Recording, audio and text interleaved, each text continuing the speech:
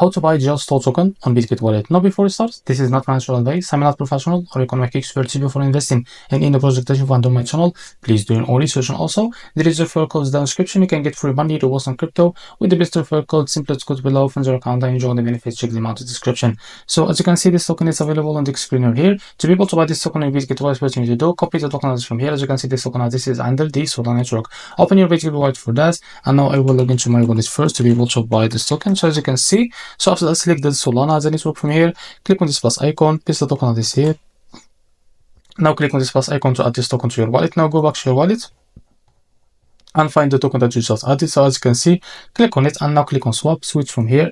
From the top, select the token that you want to buy with, for example, USDT, and make sure you have USDT, of course, on your wallet to be able to buy this token. Now type how much you want to buy. In a while, you will be able to see this is it, how much you will receive the token. After that, click on swap and you will be able to buy this token on your wallet. So this is how to buy jailstool token on bitget wallet. If you found this very helpful, please like and subscribe. See you next video.